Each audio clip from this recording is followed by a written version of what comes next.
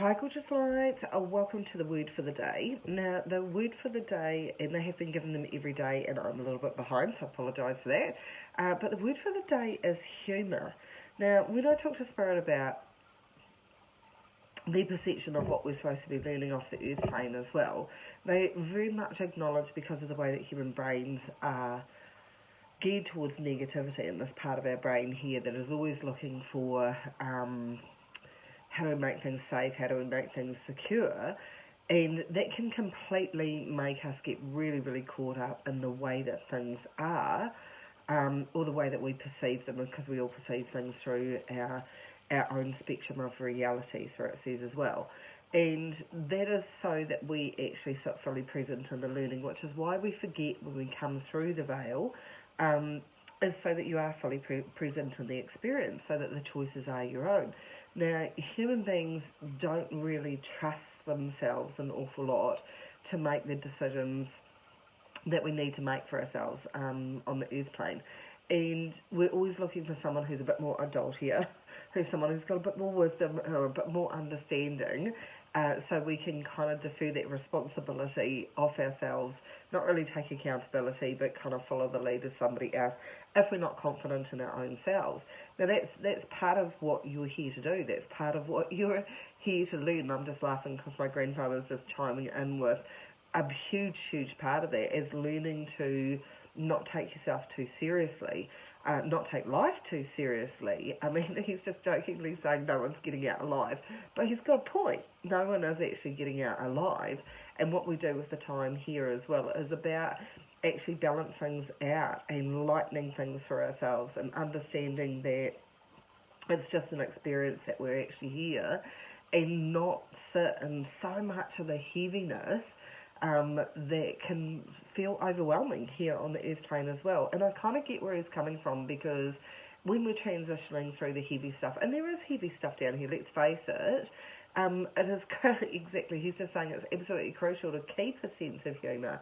And I remember, I'm going to share a story for you. When my dad was killed, and I pulled all my family together, and we were going through a whole lot of discussions about what we'd do at the funeral and how we're going, and then struggling with the loss and the sheer weight of grief and being blindsided by a lot unexpected loss, which a lot of people have that experience in this life earth plane. But we also ended up having one of the most hilarious discussions about professional mourners, or people that actually go to funerals and they go for the food. And we'll see it on movies sometimes where people go, oh, who's that person?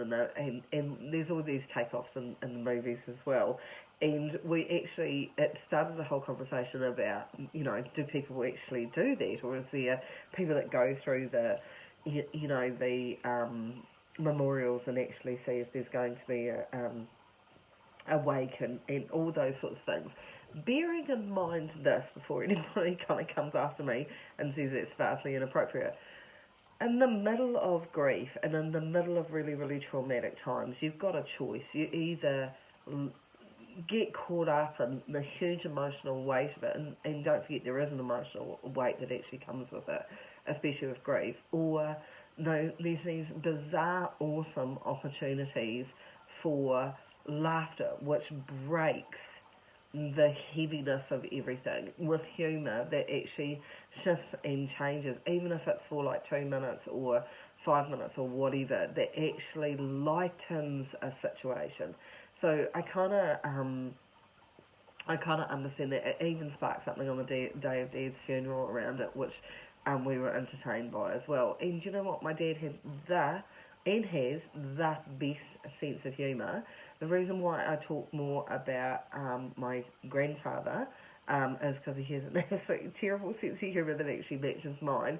And it's not that my dad didn't, but I still miss my dad. And it's 25 years, but I still miss my dad. And I know a lot of people can actually, can really equate with that understanding of having had grief and loss, that it's a mindful thing that it doesn't haunt you, but I always say to people it's a little bit like taking a family photo and kind of cutting that person out, and the hole never fills in. You just learn to actually navigate around the hole that's actually there as well.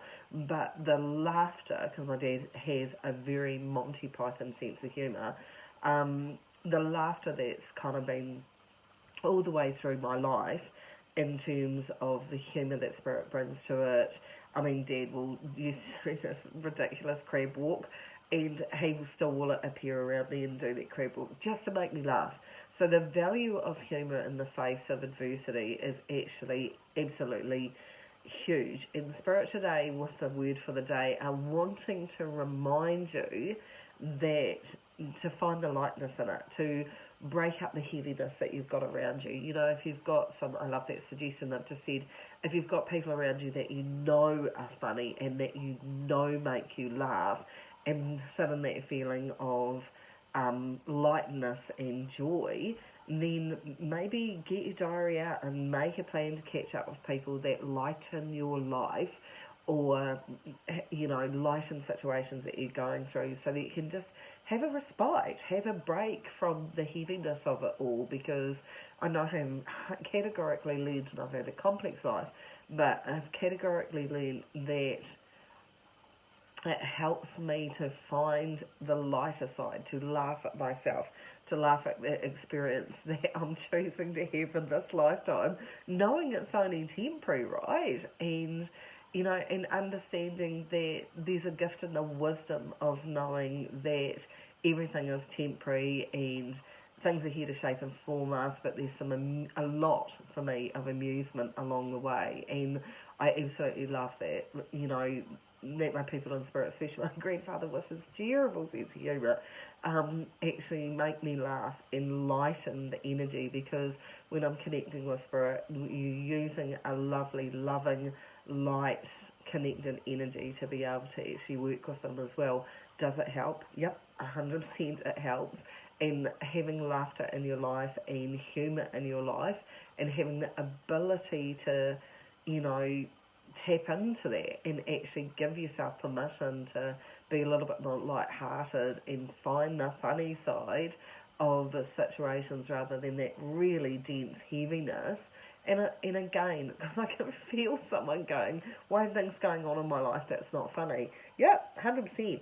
So do we all. It's just a choice of being able to actually give yourself that respite, because it's very, very hard to carry the heaviness of everything, and sometimes giving yourself permission to actually say, do you know what, I have a time out, I'll watch a funny movie, I'll catch up with people that are really entertaining and make me laugh. There is a feel-good factor that your body responds to that enables you to have a bit more energy to actually be able to move forward and do what you need to do as well. So, there's things to find that sorry, he's still just making me laugh. There's things to find that is entertaining. He's just made me laugh by saying you only need to read a news headline. You only need to listen to a commercial. You only need to listen to something that you think, what the heck, and find the funny side of it. You only need to watch how people drive is what he's saying. You only need to watch how some people drive and be vastly amused by that. I know he's on a roll now, so I have to shut him down shortly. But I think at the end of the day, it's around, watch animals for 5 minutes. They do such amazing antics. They don't take it that, they can do something stupid and get embarrassed and all of those sort of things. But there's moments for lightness, right? And I think that sometimes we need to, on the heaviness of the earth plane run at the moment as well, when we're in uncertainty as well, the more we can actually say, do you know what, this is temporary, and I'm going to step it back a little bit, and I'm just going to actually, find the space and bring some humour back into the situation, and you'll find that you'll navigate it easier. So I did actually love the word humour today, and to be perfectly honest, I know I keep laughing, which is really terrible, but they've set me up all morning to have things come across my feed, to have things come across my, through Facebook and everything, where I've been vastly entertained, and in particular I think my animals are on board today, because honestly, It's been hilarious to watch what's been going on in the household this morning, but we're magnetising it towards you. So if we sit in the word humour, or if you sit in something that you're amused by, you're going to see the amusing side of it as well. And I think that that's the gift with this mindfulness when they're getting you to think about words, as it's making you think about what do you want to think about, what do you want to focus on, what do you want to magnetise towards you by being in the first place. And I think that that's a really, really awesome thing as well. So thank you so much, and thank you for the wisdom from Granddad. Honestly, if I could ship him off to someone else, I probably would, but I'd probably miss the laughter. So take care of you guys, and remember to find the humour in your day. Shine on.